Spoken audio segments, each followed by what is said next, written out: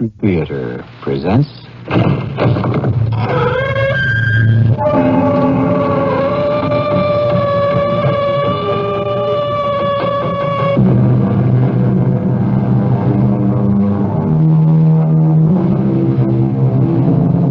in. Welcome. I'm E.G. Marshall. This is a very special occasion for me. I'm to be a little more than your host.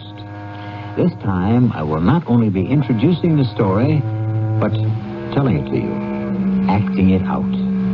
The Mystery Theater's special Christmas story this year, Charles Dickens' immortal classic, A Christmas Carol, with Guess Who as Scrooge. Bah, humbug.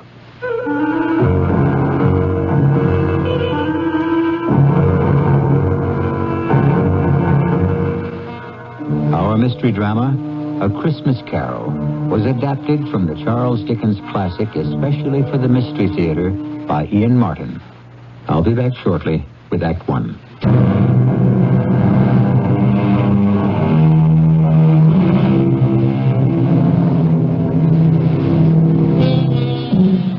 Charles Dickens' A Christmas Carol begins like this.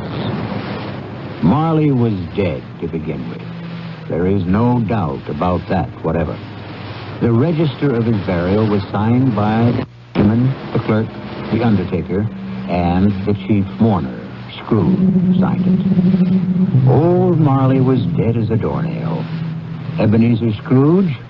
Oh, he was a tight-fisted hand at the grindstone, hard and sharp as flint, from which no steel had ever struck out generous fire. Solitary as an oyster. He iced his office in the dog days and didn't thaw it out 1 degree, even at Christmas. A Merry Christmas, Uncle. God save you. What? Oh, it's you, nephew. What brings you here on a miserable, cold, windy night like tonight? Cold and windy, yes, and the snow falling softly. A perfect Christmas Eve to say, Merry Christmas, Uncle. Humbug. Christmas, a humbug? Oh, you don't mean that, I'm sure. I do. Merry Christmas. What right have you to be merry, or the world at large? What reason have you yourself to be merry? You're poor enough. Oh, come then. What reason have you to be dismal? What reason have you to be morose? You're rich enough. Don't you taunt me, Fred. Bah! Don't indulge yourself in expectations. Humbug. Take me as I am, Uncle, and as the season is, and don't be cross. Where else can I be when I live in a world of fools? Christmas. Phooey. What's Christmas time to you but a time for paying bills without money? Time for finding yourself a year older and not an hour richer. If I could work my will, every idiot who goes about with Merry Christmas on his lips should be boiled in his own plum pudding and buried with a stake of holly through his heart. Oh, come along, Uncle. Can you not let down for once and enjoy yourself? Come along, nephew. Keep Christmas in your own way. Let me keep it in mine. Yes, but you don't keep it. Leave me alone, then. Much good it may do you. Much good has it ever done you? Oh, there are a lot of things, Uncle, from which I've never profited. Christmas among the rest. Except that when it comes around, who can resist it? A kind of forgiving time of year when men and women seem by one consent to open up their hearts freely. So then I say, Uncle, though it never put a scrap of silver or gold in my pocket, I believe it has and will do me good, and so I say, God bless it. Who's that? What's that there? I'm sorry, Mr. Scrooge. It's just that it is a holiday, and my hands were so cold. Just let me hear another word from you, Bob Cratchit, and you keep your Christmas by losing your employment. Oh, please, sir, I humbly beg your pardon. It was just an action on the spur of the moment. Just apply the spur to goad you into finishing your work, Cratchit, and let's hear no more from you. Yes, sir. Well, nephew, why are you here? To ask you to dine with us tomorrow. Dine with you? Never. There's nothing more ridiculous than all the fuss and expense over Christmas dinner. Oh, Uncle, I want and ask nothing from you. Why can't we be friends? Good afternoon. And with all my heart, I'm sorry to find you so resolute. But least, I wish you a Merry Christmas. Good afternoon. And a Happy New Year. Good afternoon. And be sure to make the front door fast. No wasting of heat here. No extra logs on the fire. Yes, Uncle. Mr. Cratchit. Yes, sir. May I wish you a Merry Christmas and a Happy New Year. The first I am sure of, and I thank you. The other... who knows what the future holds? Be of good hope. The nerve of all of them. My nephew, a wastrel, and Bob Cratchit on 15 shillings a week with a wife and family, talking about a Merry Christmas. It's enough to make a man retire to Bedlam. They're all mad.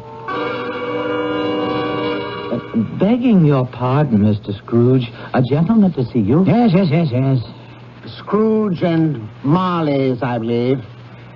Have I the honor of addressing Mr. Scrooge or Mr. Marley? Mr. Marley's been dead for 7 years. He died 7 years ago this very night. Ah, sad. Sad indeed. Still, I have no doubt his liberality is well represented by his surviving partner. Liberality? At this festive season, it is more than usually desirable that we all make some slight provision for the poor and destitute. You may make your pledge here. Are there no prisons? We speak of the needy. The union workhouses are not still in operation. They are. I wish I could say they were not.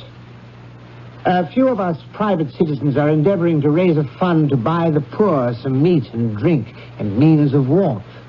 What shall I put you down for, Mr. Scrooge? Nothing. Of course, you wish to be anonymous? I wish to be left alone. By tax, I help to support the establishments we have mentioned. They cost enough and more. Let those who are badly off go there. Many can't go there. And many would rather die. They would rather die than let them do so and decrease the surplus population. Good afternoon, sir, whatever your name is. I find you hard to believe, Mr. Scrooge. Cratchit, let him out. Close the door, Cratchit, to extinguish what coals remain. Yes, sir. No, sir. Come here. Coming, Mr. Scrooge. You'll want all day tomorrow, I suppose. If quite convenient, sir. It's not convenient, and it's not fair.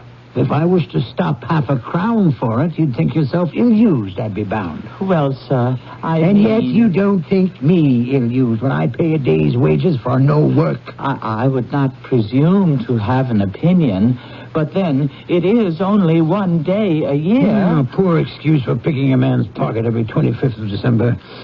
I suppose I have no choice. You must have the whole day. Just make sure you are here earlier the following morning.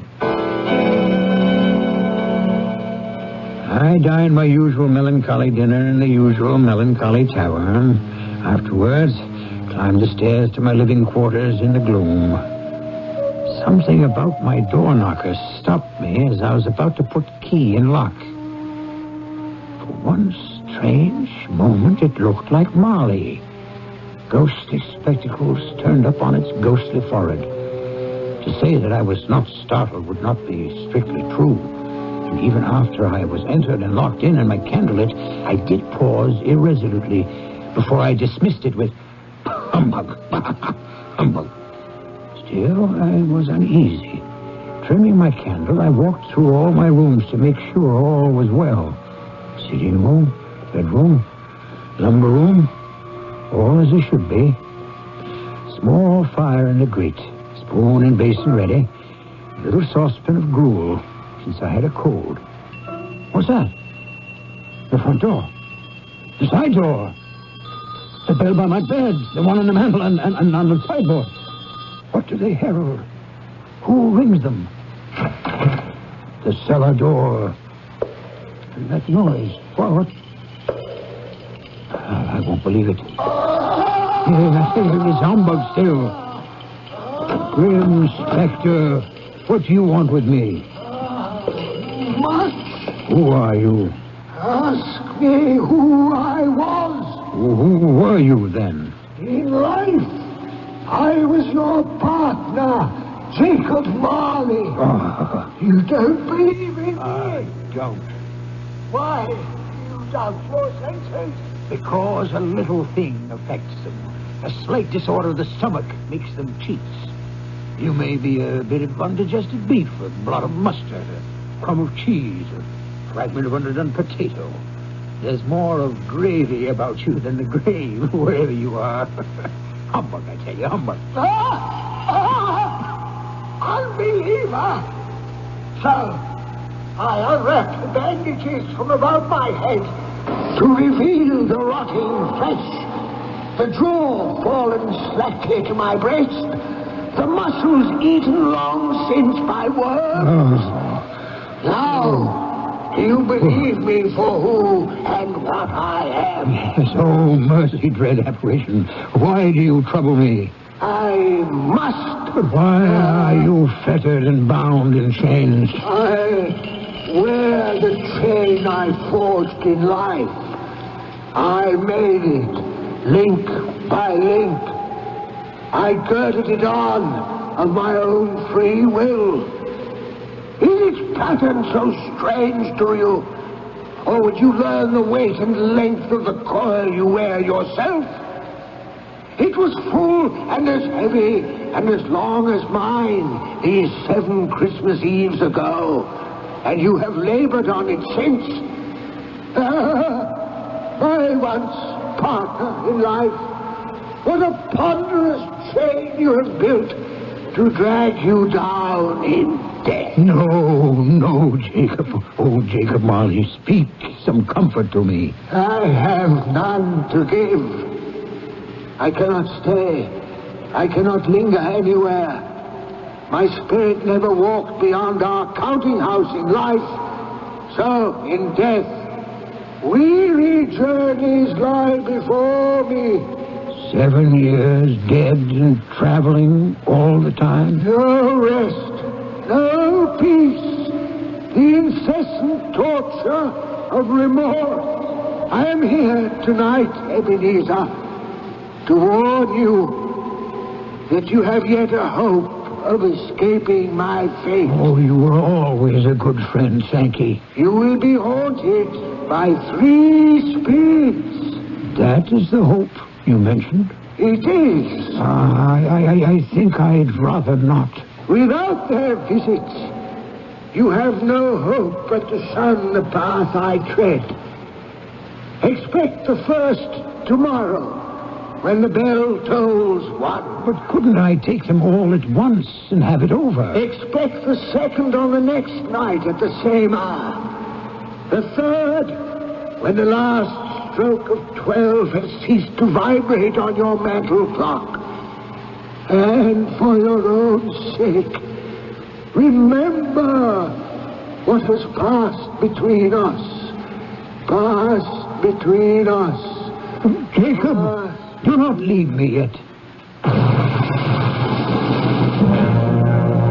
he was gone, as if he had never been. And yet, he had been.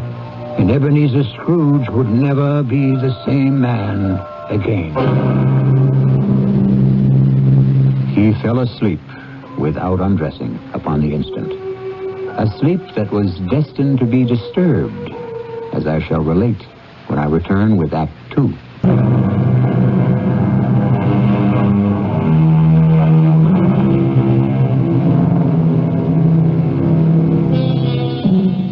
When Scrooge awoke, it was dark, and the chimes of a neighborhood church were striking the 4 quarters. To his amazement, they were followed by 12 strokes of the bell. 12? Impossible. It was 2 when he went to bed.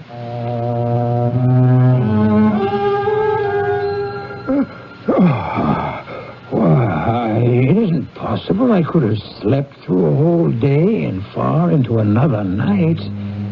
As I lay, I suddenly remembered that Marley had said a ghost would visit me at 1. Who are you? I am the ghost of Christmas past.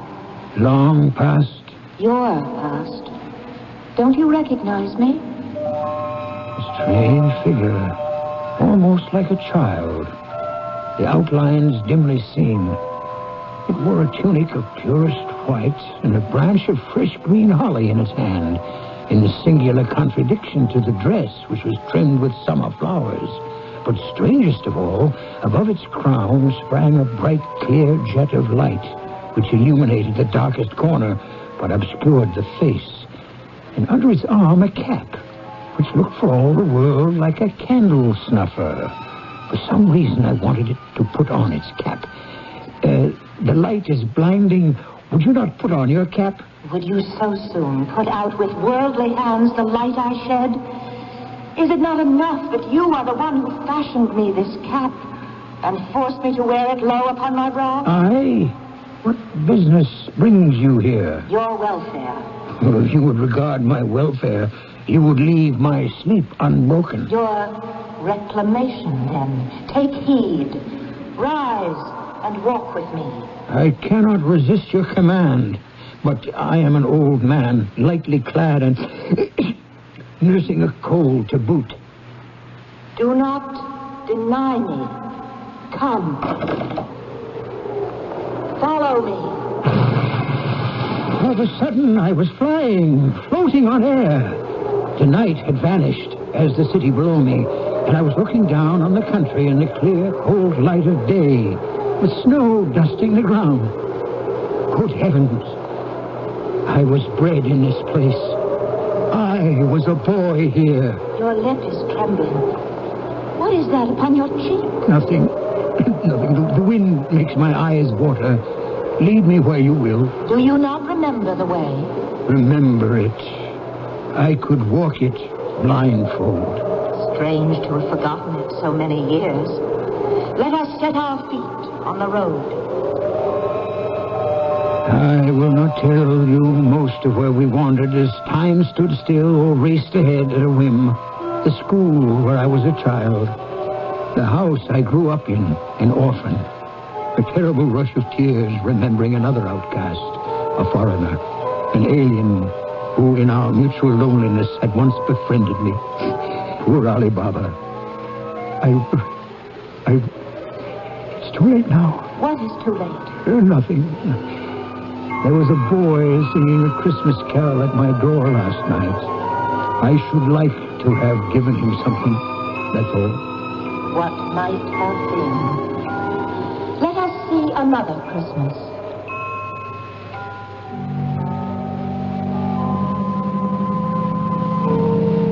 What's that? Your aunt, who brought you up, passed away. Oh, no. A delicate creature whom a breath might have withered. But she had a large heart. Amen to that. I will not gainsay it, Spirit. When she died, she had, I think, children. One child. True. Your nephew. Yes. We traveled further, scenes flashing by like slides in a magic lantern. Old Fezziwig in his Welsh wig, my first employer. His Christmas parties with a groaning table and everyone dancing with a light foot and heart to the festive music. His kind wife and the joy of working at a desk one wasn't nailed to. And then someone I had shut away so long ago. What is it, Scrooge? That girl. Whom you shall sit beside. No. Oh, yes. This shadow most of all. Don't you remember me? I told you the light blinds me. Then remember me as I was, before you put my light out. No tears, I beg you. None. If the idol who has replaced me can cheer and comfort you, I must not grieve. What idol? A golden one. Nothing but gain engrosses you. So, if I have grown wiser, I am not changed toward you. Our marriage contract was made when we were both poor. You are changed. When it was made, you were another man. I was a boy. Whatever you were, I freely offer you your release. Have I ever sought it? In words? Never. How then? In a changed nature. In everything that made my love of any worth or value in your sight. And so I release you. with a full heart for the love of what once you were. May you be happy in the life you've chosen. Now I recognize you, spirits, and why you've come back to haunt me. Torture me no more. Some shadows still to see. No, I can bear it no longer. Haunt me no longer. The light you shine is too bright for my eyes to bear. Give me your cap so I may extinguish it, and you. In a puff of smoke, the figure was gone, and I had barely time to reel to my bed, exhausted from the long night's travels, where I fell into a heavy sleep.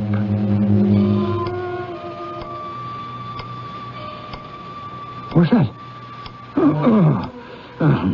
The clock ticking away. Awake in the night of time. Almost one. When the second messenger Marley sends me from the grave will arrive. What ghastly shape might he take? What hideous form? What torture might this one plan for me? At least I am prepared for anything. Well, prepared for anything, but nothing. Hello there, spirit. Are you invisible to me? What's that? That great light from beneath my sitting room door. Here's a fearful waste of light, a shocking extravagance. I must go in and douse these candles. Yet I'm afraid to enter. Scrooge. Ebenezer Scrooge. Stop skulking there behind your bedroom door. Enter, man. Enter. Why, here's a prodigal spending of light. In a great roaring blaze, hot enough to set the chimney flue on fire. Look well on me.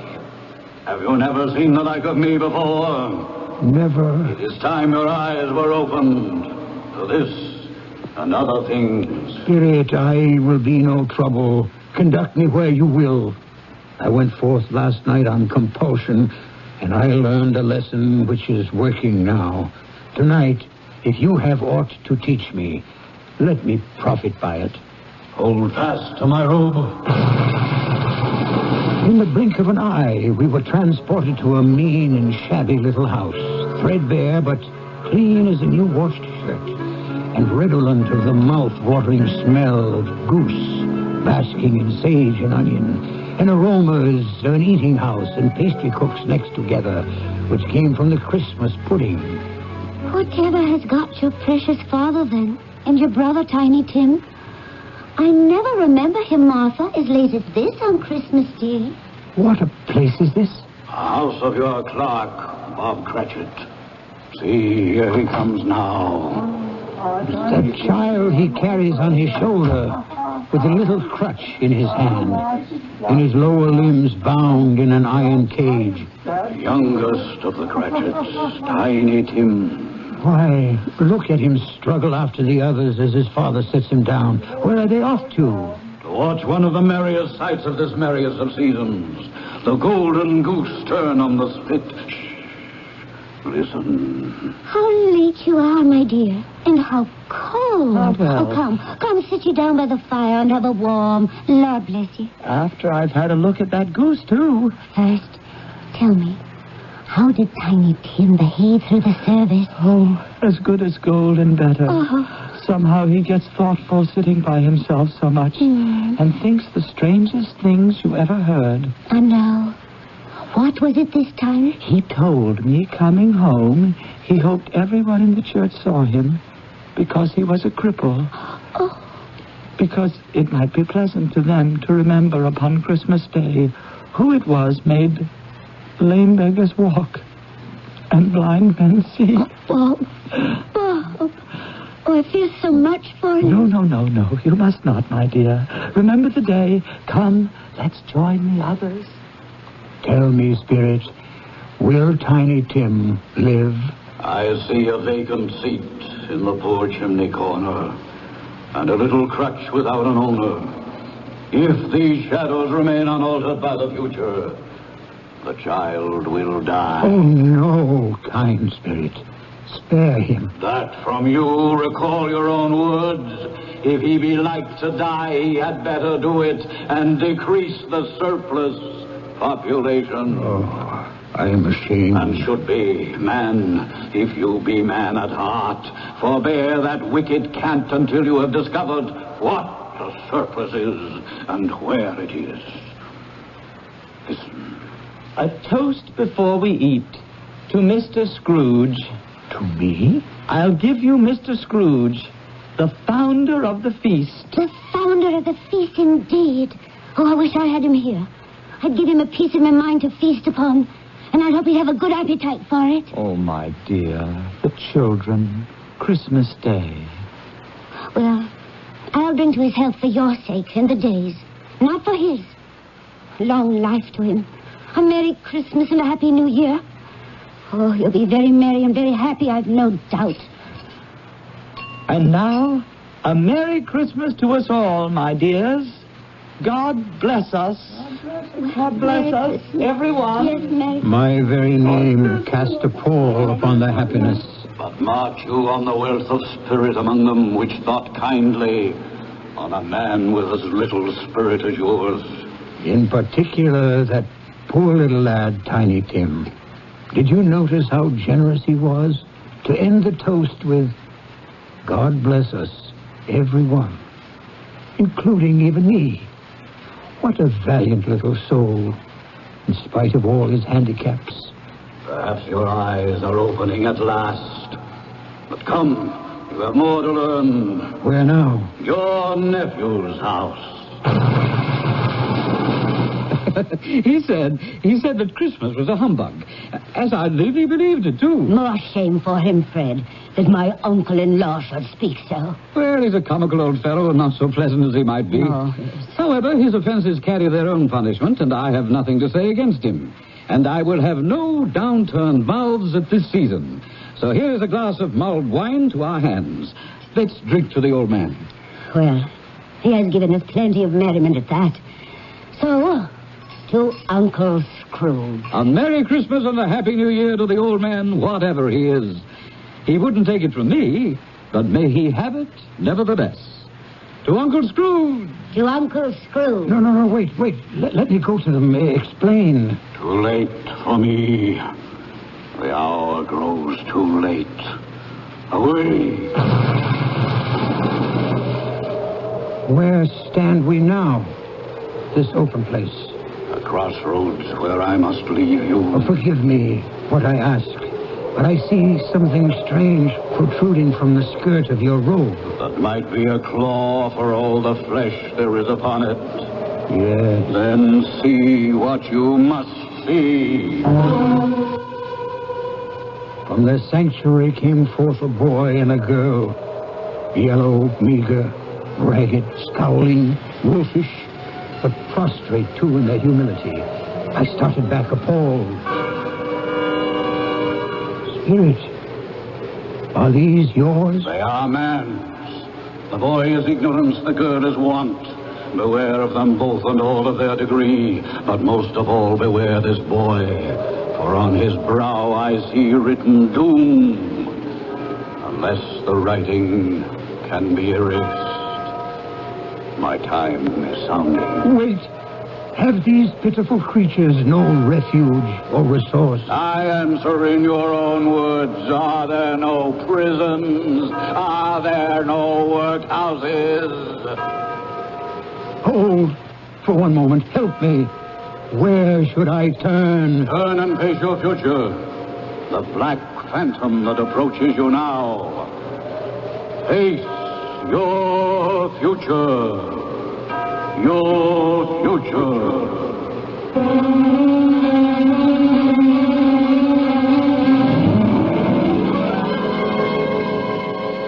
As the last stroke of the bell struck 12, Scrooge turned to face a dread figure, a solemn phantom, draped and hooded in blacks and deep grays, coming, creeping like the mist about it towards him. I'll return with Act 3 very...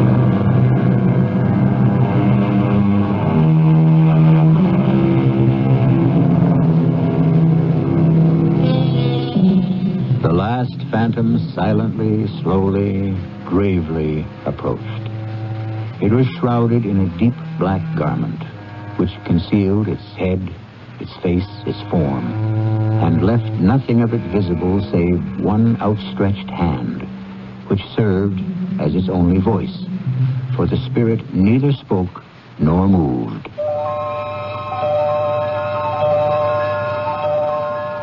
I am in the presence of the ghost of Christmas yet to come. You answer not, but point where we are to go. Lead on, spirit, and I will follow.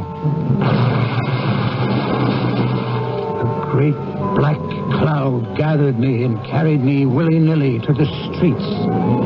Its shroud, like the figure that stood by me, hung about me as I listened to two gentlemen talking in the street. So, Mr. Grimes, old Scratch has got his own at last. I have been so informed, Mr. Goodfellow. When did he die? Last night, I believe. What on earth could he have caught? I thought he'd never die. God knows. Why should I care? What has he done with his money? Heaven knows. Not left to charity, and certainly not to me. Left to his company, perhaps. Well, God knows he appears not to have had any sort of personal tie. By which token, it's like to be a very cheap funeral. For upon my life, I cannot think of anybody to go to it. How dismal and awful to dismiss another human being in such terms. Forgive me, dread ghost. I did not mean to diverge. You wish to reveal something to me? You have my full attention.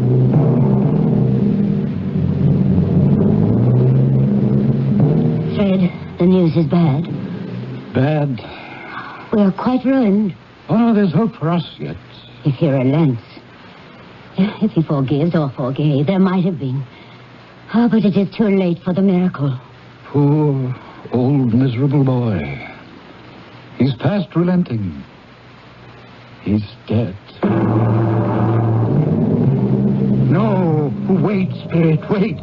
I'm not ready to leave. What else would you have me look on? Tell me again about today.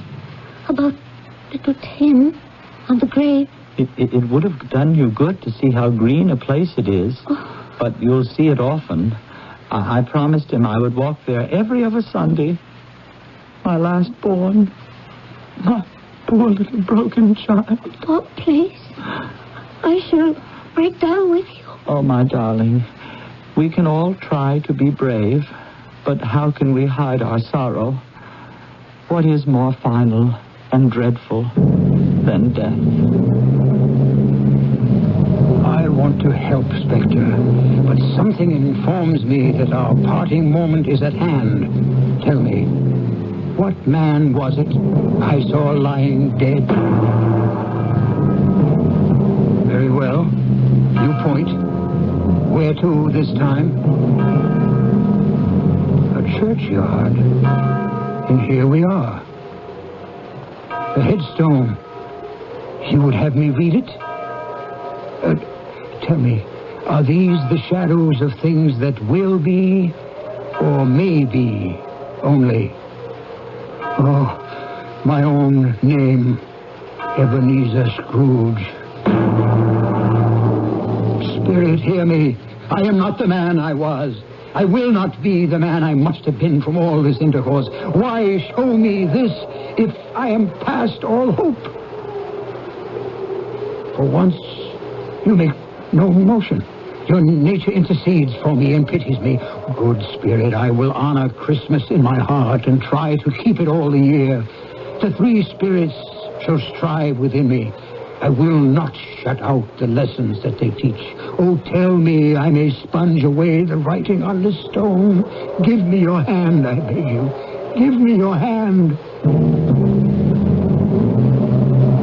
I hold you to me. You cannot disappear. You cannot disappear. You... Well, bless my soul. What I cling to is my own bedpost. And wait. Perhaps my time is my own to make amends in. Yes, I will live in the past, in the present, and the future. The spirits of all three shall strive within me. Oh, Jacob Marley, heaven and Christmas time be praised for this. I say it on my knees, oh, Jacob, on my knees. I don't know what to do. I'm as light as a feather, and I am as happy as an angel. I'm as merry as a schoolboy. I'm as giddy as a drunken man. A Merry Christmas to everyone. A Happy New Year to all the world. Hello there. Oh, hello. Oh, there's the saucepan the gruel was in. There's the door by which the ghost of Jacob Marley entered. There's the corner where I saw the wandering spirits. It's all right. It's true. It all happened. Oh, my God, I don't know how long I've been among the spirits. I'm a baby. I don't know what month it is. Throw open the window and rejoin the world. Hey, Mr. Grimes, what's today? Why, Christmas Day. Christmas Day! I haven't missed it. The spirits have done it all in one night. They can do what they like. Of course they can. Hello, my fine fellow. Hello. Merry Christmas. Merry Christmas to you. Do you still run the poulterer's shop in the next street but one, at the corner? I should hope I did, on my way to open up. Oh, pray then, Mr. Grimes, do I dare hope you have not yet sold the prize turkey that was hanging up there? Not the little prize turkey, the big prize turkey. The one as big as an ostrich? Oh, a delightful man, a pleasure to talk to him. Yes, Mr. Grimes. It is hanging there now. Well, what are we waiting for? I want to buy it. Bring it here that I may give directions where to take it. Send back your boy and I'll give him a shilling. Have him bring it back in less than 5 minutes and I'll give him half a crown. Better still, here's a £5 note. Send him to deliver the turkey to Mr. Cratchit by cab at the address I give you. And what's left shall be your Christmas present and his. Shaving was not an easy task, for my hand was shaking, and shaving demands attention. At last it was finished, and I dressed myself in all my best and issued forth to the streets. The first person I met was a portly gentleman who had walked into my counting house the day before, saying, Scrooge and Marley's, I believe. I hastened to intercept him. My dear sir, how do you do? I beg your pardon? I hope you succeeded yesterday. A Merry Christmas to you, sir. Mr. Scrooge, that is my name. I fear not pleasant to you. Allow me to ask your pardon, and will you have the goodness to allow me to contribute? May I have your ear, sir? What? Lord bless me. So much. My dear Mr. Scrooge, are you really serious? If you please. Not a farthing less. Will you do me that favor? Oh, my dear sir, I don't know what to say to don't say anything. Come and see me. Will you come and see me? I will indeed. Thank you. I thank you 50 times. Bless you.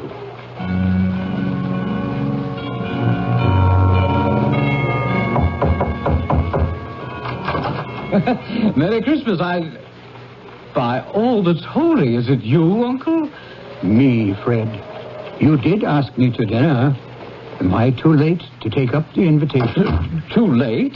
Will you let me in? Will I let you in? Why, here's the merriest turn a Christmas can take, darling wife. Here's Uncle Scrooge to share our Christmas. Isn't that a present for this day? You couldn't have brought Fred a better one. Welcome to our home, Uncle. For only the first of many times, I hope.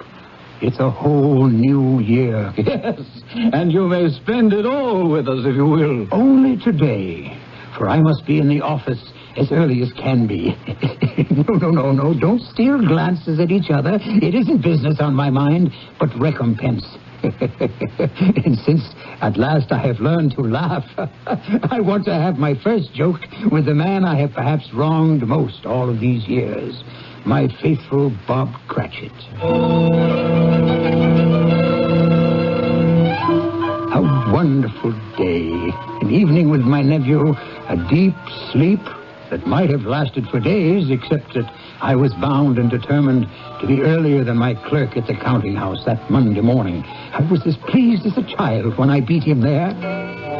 Even more pleased to find that for once he was late.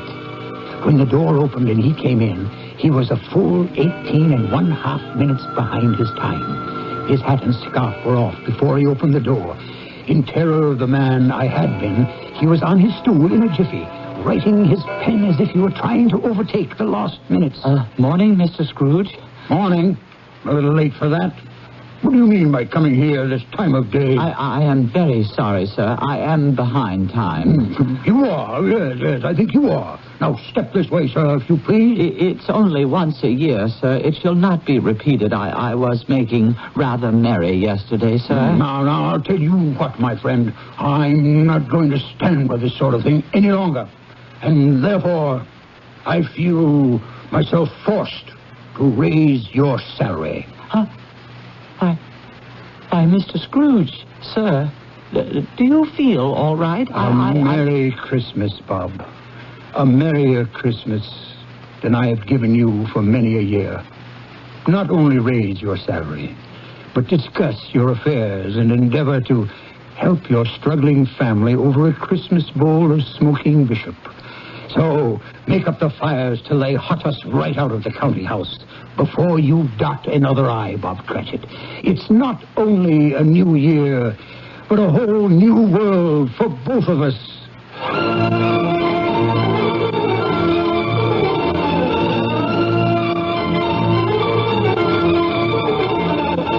As we all know, Scrooge was better than his word. He did it all. And to Tiny Tim, who did not die, he was a second father. And he made a good new will for his nephew and his future partner, Bob Cratchit. One thing after a long life he took to his grave, that he knew how to keep Christmas well. May it be truly said of all of us, and as Tiny Tim observed, God bless us, everyone.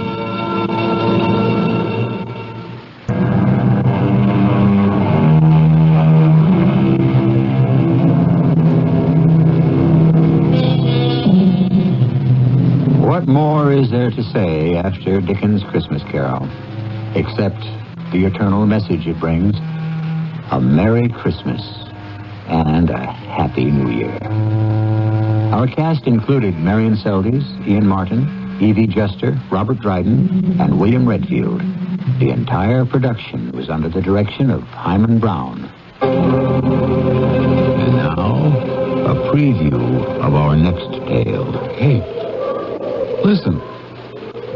Hear that? Singing. Of course, it's a carol concert. That's where everyone must be. Oh, come on, let's see if we can find them.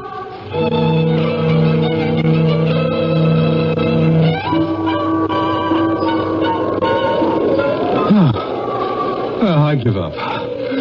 I don't know where that music's coming from. We've covered so many streets and nothing. Yeah, no one.